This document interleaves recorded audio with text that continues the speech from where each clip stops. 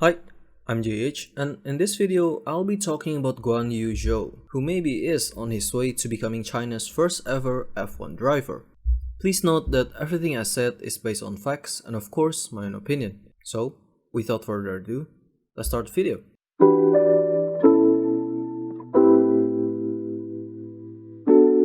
So, in the past few weeks, most of the teams are announcing their driver lineup for 2022 season, and in my opinion, there are some interesting decisions. Well, Russell going to Merc was one of the worst kept secret in Formula 1, so that's no surprise. There is also the Checo extension as well as Gasly, and surprisingly Tsunoda, which is quite surprising to be honest. I thought Tsunoda would be replaced by another Red Bull Junior driver. There is also Williams that kept Latifi for 2022. I mean, he did get points this season and isn't a bad driver. In addition, his strong financial backing is also a plus point, so yay. What I'm surprised is Albon signing for them, because, in the past few seasons, they're kinda on a path of becoming a Mercedes feeder team, I guess. Anyway, I'm going off topic here. The main thing that we'll be talking about is Alfa Romeo. One seat is already reserved for Bottas. The question is, who's the other? And that's where Guanyu Zhou come. Now, at first, there is a speculation that Bottas would partner with Giovinazzi or maybe De Vries, the reigning Formula E champion. Then, suddenly, Zhou charged in, reportedly offering over 30 million euros in sponsorship money for that seat.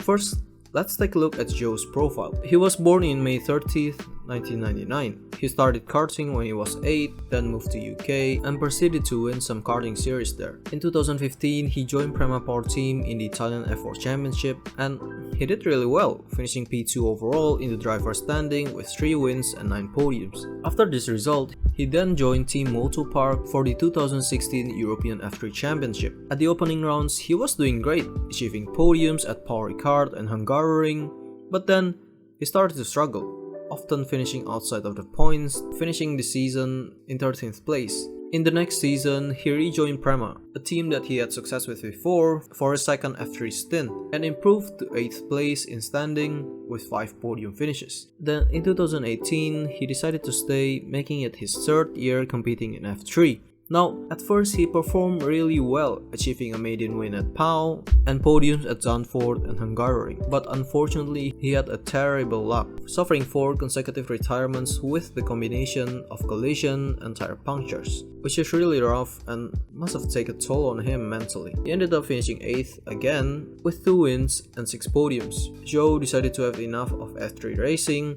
and moved up to F2, joining the Uni Virtuosi Racing for the 2019 season. Around this time, he also joined the Renault Sports Academy, and overall, I think he did okay, getting podiums at Catalunya, Monaco, Paul Ricard, Silverstone, and Yas Marina, and also a pole position at Silverstone, finishing 7th in overall standings despite losing to teammate Luca Giotto, which is understandable considering it's Giotto's 3rd season in F2, 4th if you count the GP2 series. So yeah, he had a lot of experience. Anyway, not bad for a first season for Zhou.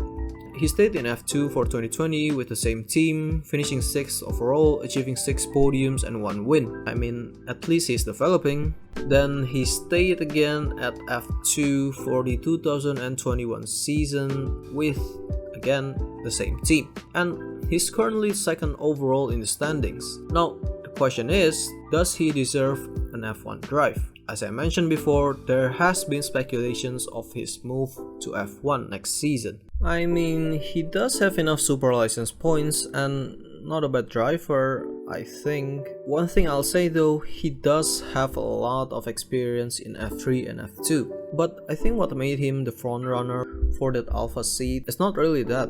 I mean, yes, of course, your ability matters. But this is what made him the frontrunner. A 30 million euro funding from his sponsors. Now, you need to understand that for a lower midfield team like Alfa, this funding could potentially change their fate. For example, just look at Williams. They used a paid driver in Nicholas Latifi and seems to be developing well. They have extra funding and some change of personnel also affected that, but yeah, you get the point. After all, in Formula 1, money is extremely important. With the 30 million euros, Alfa could develop their cars even more than before, and like I mentioned before, Zhou isn't a bad driver. He seems to just need some time to get used to his car, and I think he has a good potential as well. Word of advice: if you do get into F1 next season, just be better than Mazepin, then you should be good. In conclusion, I think he will be driving for Alfa next season. I feel quite bad for Gio and De Vries. If this does happen, they deserve an F1 drive, but due to circumstances, might not get one next season. Anyway, yeah, that's it for this video. Thank you for watching. If you like it, please share, like and subscribe. See you in the next video, and yeah, have a nice day.